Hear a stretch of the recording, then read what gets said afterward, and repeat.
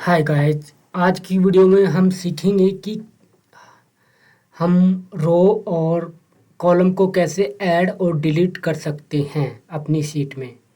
और फिर देखेंगे कि शीट कैसे ऐड कर सकते हैं दूसरी, और कैसे डिलीट कर सकते हैं, कैसे उनको रीनेम कर सकते हैं। और कुछ और भी सीखेंगे, कैसे सेव कर सकते हैं शीट को और कैसे सेव कर सकते हैं, ये सब सीखेंगे।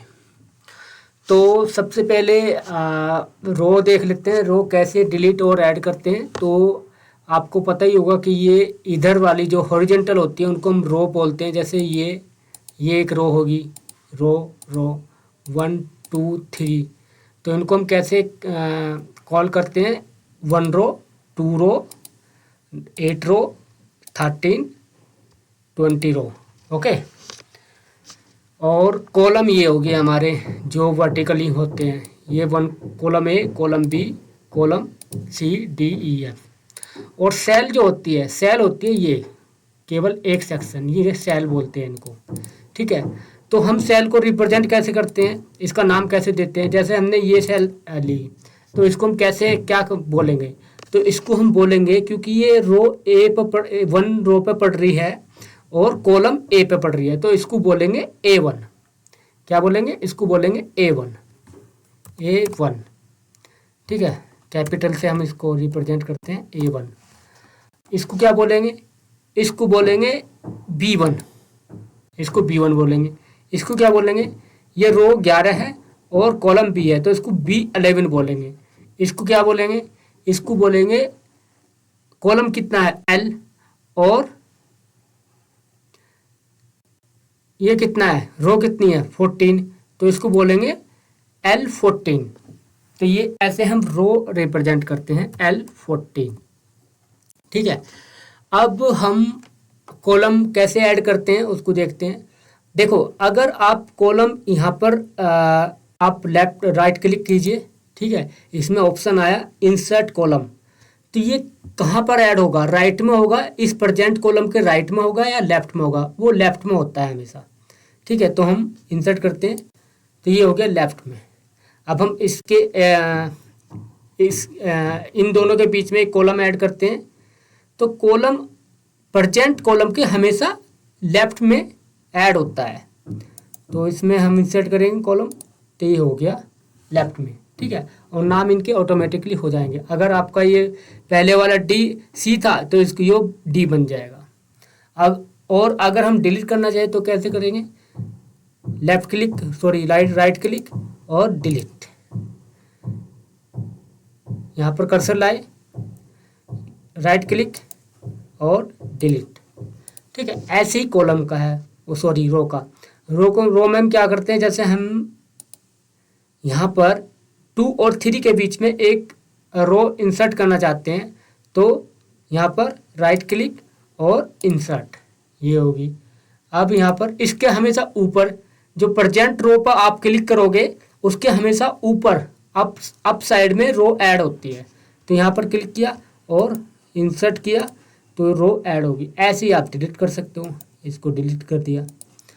ठीक है। इसको हमने डिलीट कर दिया। ठीक है। और अब हम देखते हैं कि ये शीट क्या होती है। शीट ये होती है, आप इसमें भिन्न भिन्न डाटा रख सकते हो। जैसे मैंने ये डाटा रखा है इसमें मैं ये सिखा रहा हूँ। आप एक और शीट ऐड कर सकते हो। ठीक है। और कर सकते हो, और कर सकते हो। तो आप इनमें भिन्न भिन्न डाटा रख सकते हो। किसी में आपने पहली क्लास की मार्कशीट बना ली, किसी में दूसरी क्लास की मार्कशीट बना ली, किसी में तीसरी, किसी में चौथी। और इनका रीनेम कैसे देते हैं, रीनेम यहाँ पर शीट पर आए। ठीक है। यहाँ पर कर्सर लाए और लेफ्ट क्लिक किया, सॉरी राइट क्लिक किया और रीनेम, तो रीनेम दे दिया आप ऐड। ठीक है। और बाहर क्लिक कर दिया। अब इसका रीनेम कर दो, रीनेम माइनस, ये माइनस की शीट बना रहे हैं हम, तो यहाँ पर फिर बाहर क्लिक कर दो। अब अगर इनको आप डिलीट करना चाहे तो कैसे, राइट क्लिक किया और डिलीट, तो शीट पूरी डिलीट हो जाएगी। राइट क्लिक किया, डिलीट। और इनको आप मूव कराना चाहते हैं, मूव भी हो जाती है। आप इस सीट को इस सबसे पहले लाना चाहते हो तो ये सबसे पहले आ गई, इस सीट को सबसे पहले लाना चाहते हो तो ये सबसे बाद में लाना चाहते हो सबसे बाद में आ गई। तो इसको कैसे करते हैं, लेफ्ट क्लिक किया और क्लिक करके रखा, प्रेस करके रखा, जब ये मार्क आ जाए तो उसको यहाँ पे ड्रैग किया इधर, तो आ गई इधर, ऐसी इधर आ गई।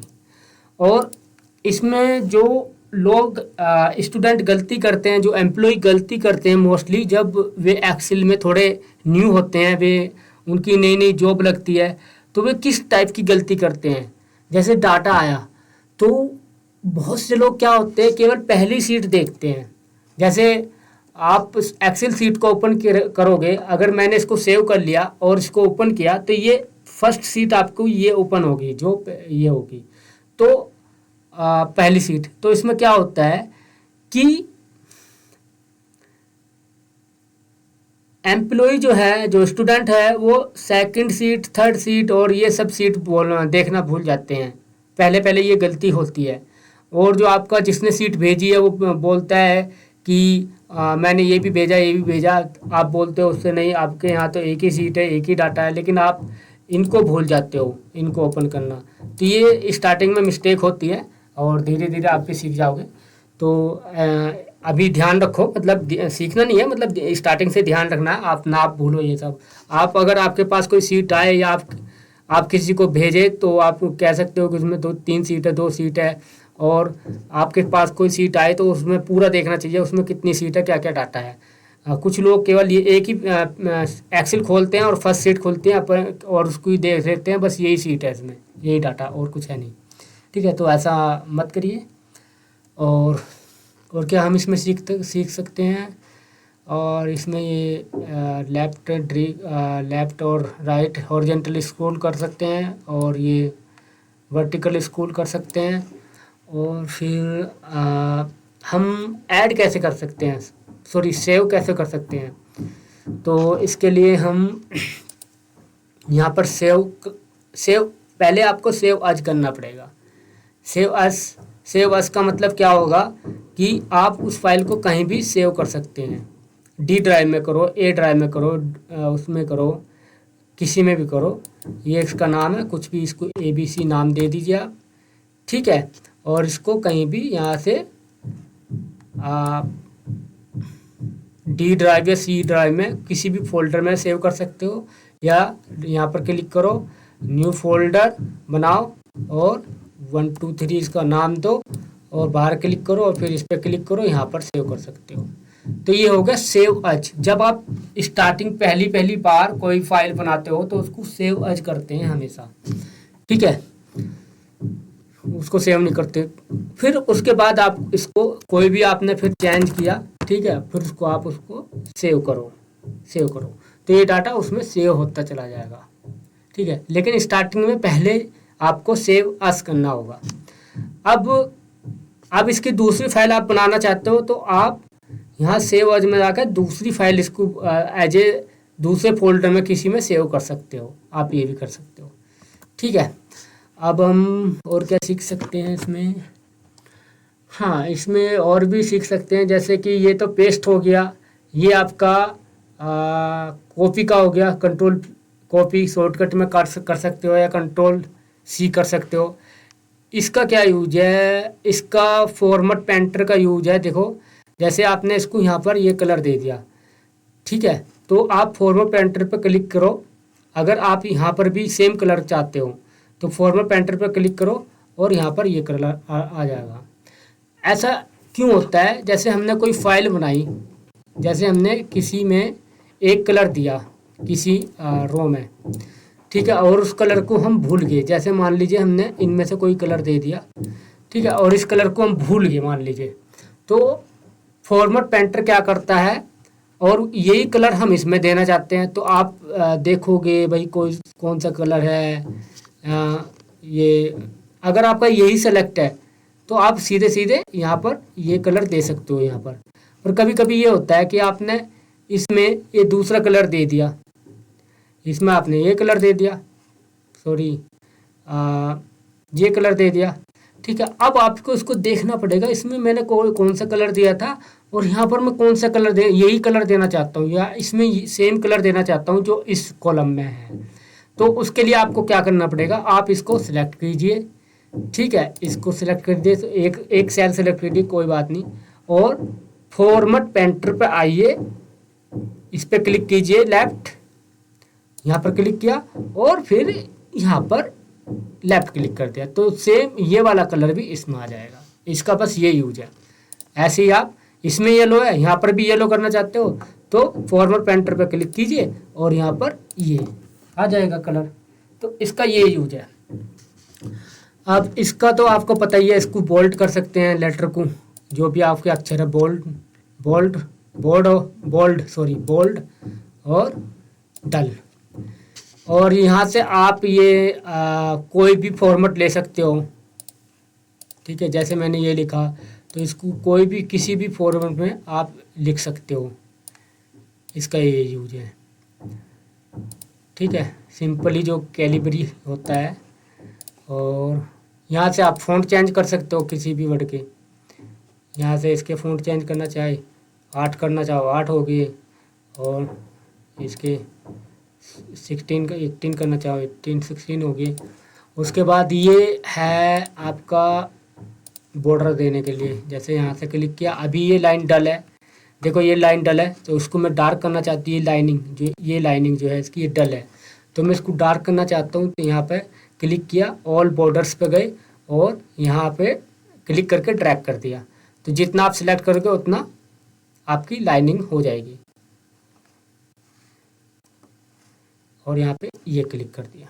ठीक है, ये हो गया, सेलेक्ट किया और यहाँ पे क्लिक कर दिया। आप दोबारा डल करना चाहते हो तो सेलेक्ट किया और यहाँ पर गए, नो बॉर्डर कर दिया। इसका ये यूज होता है। ऐसे ही आप और भी कर सकते हो। और इसमें आपको छोटा करना है बड़ा करना है, इसका ये यूज होता है। आप इसको छोटा कर सकते हैं, यहाँ से भी छोटा कर सकते हैं। यहाँ पर नहीं जाते आप तो यहाँ पर कर सकते हो कितना करना चाहिए। ठीक है, ये जो होता है ये बैकग्राउंड कलर के लिए होता है। इसमें कलर भर दिया, कलर आप सेलेक्ट कर सकते हो, ब्लैक कर दो या आप जो भी आपको और कलर करना है वो कर दो। ये बैकग्राउंड कलर क्या होता है, ये होता है लेटर के लिए कलर। लेटर के लिए आप इसका कलर चेंज करना चाहो, इसको रेड कर दो या कोई सा और कलर सेलेक्ट करके येलो कर दो, और सा कोई और कलर करके ये ब्लू, स्काई ब्लू कर दो। इसका ये यूज होता है। और इनका क्या यूज होता है, इनका होता है लेटर को अलाइन करना। आप इसको बेसिकली ये नीचे वाले यूज होते हैं। आप इसको इधर लाना चाहो, मिडिल में लाना चाहो या साइड में लाना चाहो, इससे आप कर सकते हो। ठीक है, और ये होता है आपके लाइनिंग के लिए, लाइनिंग वगैरह शिफ्ट स्पेस देना। ठीक है,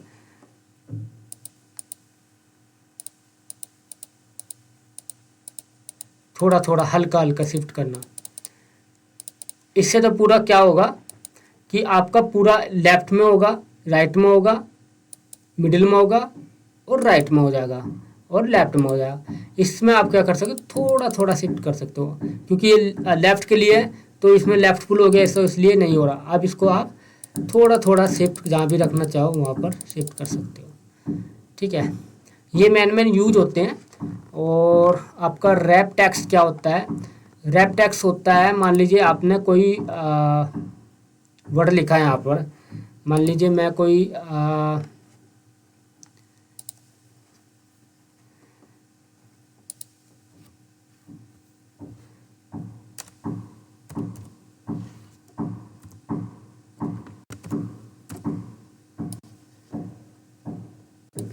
यहाँ पर मैंने क्लिक किया और मैंने ये कॉपी किया और यहाँ पर आए, यहाँ पर मैंने पेस्ट कर दिया। तो अब क्या हो गया, ये रैप हो रहा है, रैप हो रहा है। अगर मैं इसको अनरैप कर दूँ तो ये इधर भाग जाएगा, इसमें से आउट हो जाएगा। अगर आप इसको रैप इसी कॉलम में लाना चाहते हो, इसी सेल में लाना चाहते हो सारा डाटा, तो इसको रैप कर दीजिए।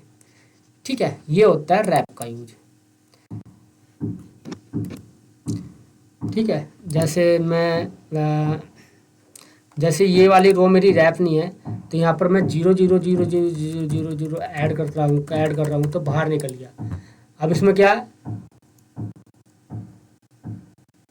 अब इसको अगर आप रैप करके देखोगे तो इसमें इतनी जीरो है। कैसे नहीं हो रहा है,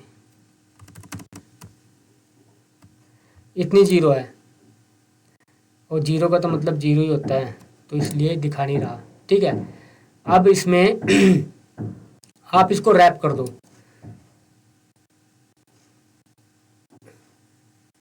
ये फॉर्मूला लग रहा है इसमें, तो इसलिए यहाँ पर ये शो नहीं कर रहा, ये गड़बड़ हो रहा है। तो रैप का मतलब ये होता है। मर्ज का क्या मतलब होगा, अगर आप इस सेल को और इस सेल को ऐड करना चाहे, इसको ऐड करना चाहे, कितनी को भी ऐड करना चाहे, तो आप इनको सिलेक्ट करो और मर्ज कर दो।